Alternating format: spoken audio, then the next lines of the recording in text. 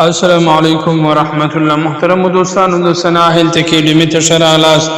راځئ چې نن داسې وظیفه بیان کړو چې د برکت ډکه او په زړه پورې مجربه وظیفه ده. که څوک غواړي خپل کاروبار جوړ کړي یا د محبت والا نکاح ترلاسه کړي یا نیک صالح اولاد ولري یا د خپلې خوښۍ نوکري پیدا کړي، نو دا وظیفه په خپل معمول کې دې شامل کړي. عزتمنو زموږ هغه ورونه هغه خوندې چې هغوی وایي زموږ ارمانونه به په کومه وظیفه پوره سي. موږ خو ډېر محنتونه کړي دي د وظیفې پیدا کولو دپاره. زموږ مشکلات به د کومې وظیفې سره پای ته ورسیږي او ډېرې شپې د دې دپاره روڼې کړي وي، ژړلې وي. دوستانو دا وظیفه د هغوی دپاره علاج دی. محترمو که دا حاجت د آسمان برابر لوی وي یا د مځکې برابر سخت وي، نو دا وظیفه د ټولو مشکلاتو لپاره بې پایه اثرات او نتایج لري. تاریخ او تجربې ثابته کړې چې چا هم دا وظیفه کړې د هغوی ارمانونه او مشکلات په ډېره اساني او په کم وخت سره پوره شوي دي. دا وظیفه یوازې د کلماتو تکرار نه دی، بلکې دا د کائناتو د مالک سره د زړه تړاو او د رحمت د دروازې د ټکولو تر ټولو غوره لار ده. په ژوند کې ډېر ځله داسې وختونه راځي چې انسان د خپلو تکلیفو له امله ناامیده سي، لوی حاجتونه یې بند پاته وي او داسې فکر وکړي چې نور د دې حاجتو د دې مشکلاتو د حل هیڅ لار نشته. خو زه تاسو ته اطمینان درکوم که چا هم څه لوی حاجت وي یا مشکل وي تر اوسه د د پوره کېدو په انتظار کې وي، نو نن دا وظیفه په دا طریقه شروع کړي په شرط د یقین سره انشاءالله چې سمدستي به یې اثر او نتیجه وګورئ. دا وظیفه په اړه وایي چې د ژوند ټول ناممکن کارونه ختموي.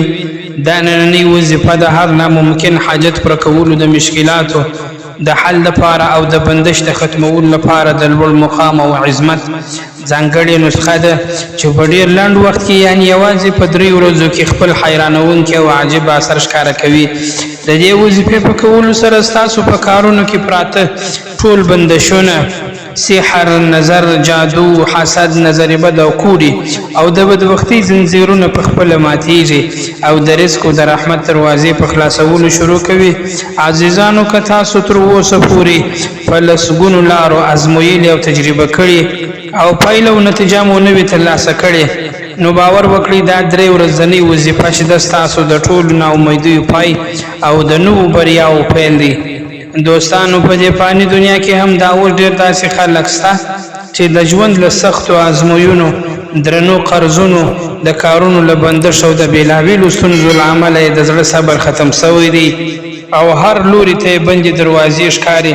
خو الله تعالی په خپل کلام او خپلو مبارکو نومونو کې داسې لویې معجزې او طاقت یې ښی دی چې د 1 منټ په ذکر سره د انسان د ژوند ټولې تورې شپې په رڼا او د ناامیدۍ هیلې په برکت بدلیږي.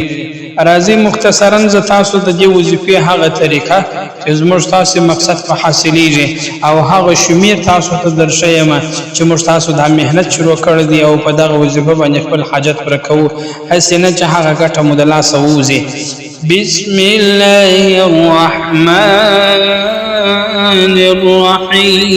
الرحيم. الحمد لأهله والصلاة على أهلها أما بعد. دوستانو مختصر دغه آیات مبارکه طریقه ز تاسو ته بیانوم چې وتوکل علی الله وکفى بالله وکیلا.